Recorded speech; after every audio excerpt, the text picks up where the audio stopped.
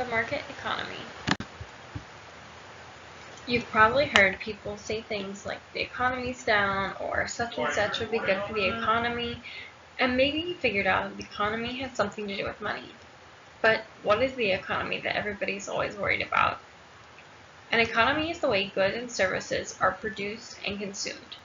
Everyone is involved in the economy, both by producing goods or services and by consuming them.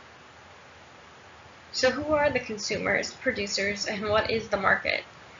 Have you ever bought anything or paid someone to do something for you? If so, you're a consumer, someone who acquires goods and services for your personal use. Have you ever worked a babysitting job, maybe walking dogs or fast food? If so, then you're a producer too, someone who makes goods or offers services to others. In a market economy, producers are free to decide what to produce, and the consumers are free to buy whatever they need and want.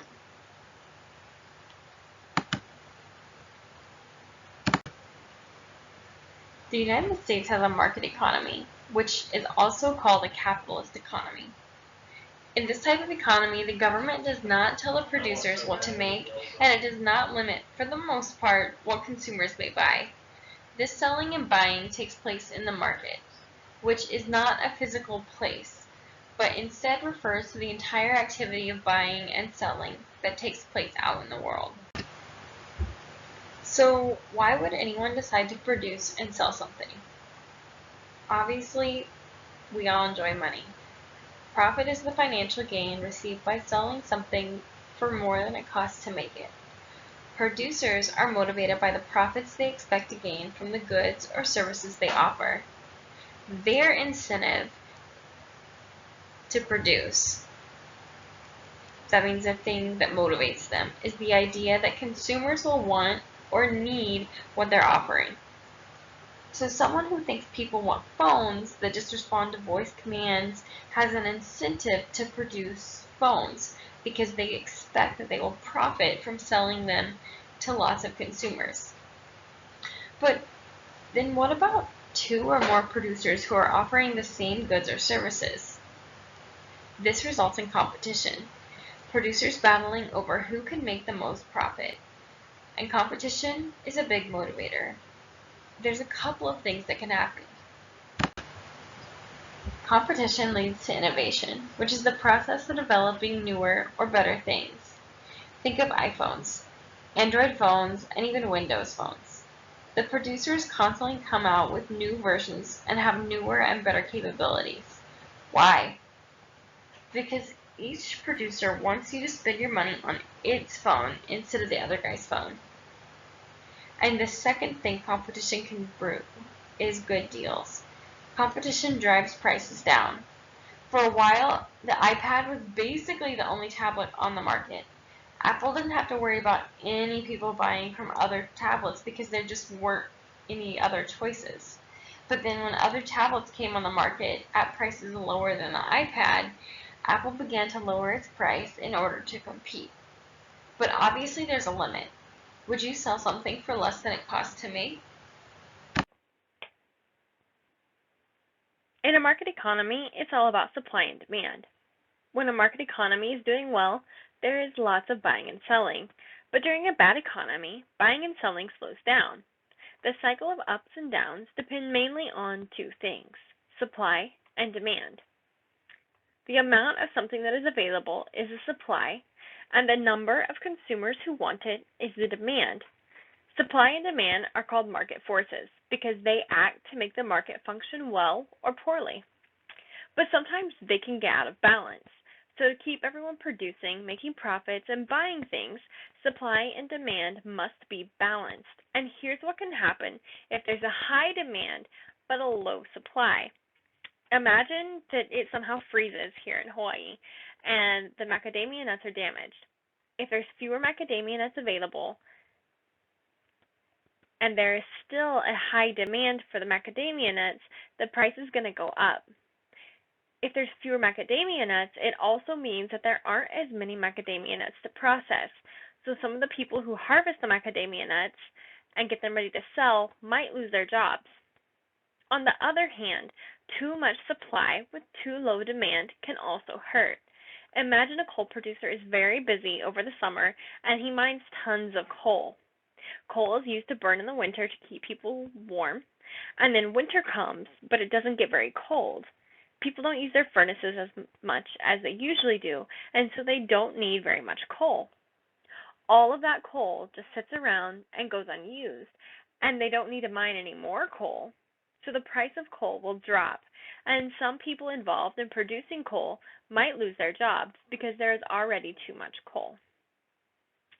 But there's another factor that influences in a market economy as well, and that's scarcity and opportunity cost. Let's first talk about opportunity cost. Imagine your class is deciding whether to sell candy or glow sticks for a fundraiser. Which will earn more money? People like sweets, so you decide to sell the candy. But in making that decision, your class gives up whatever benefit it might have gotten by choosing to sell glow sticks instead. The benefit you give up by choosing to do one thing instead of another is called opportunity cost. When you are in the process of making your choice, you try to determine which choice has more benefits and take a risk that you might be wrong. The need to choose one thing over another exists because of scarcity. The limited number of resources available is scarcity. So why not sell the candy and glow sticks? Well, probably because it would cost too much money. And not only would it be too much money, period, but it would be too much money up front to buy both. So if there were unlimited resources, everyone could have everything they want. Everyone could have everything they need, and there would be no need to make choices. But because of scarcity, producers and consumers must make choices that are sometimes difficult. So we know about a market economy. We know that the United States has a market economy. But what about those countries who don't? What kind of economy do they have? The opposite of the market economy is the command economy, where the government decides what will be produced, how much will be produced, and how much goods and services will cost.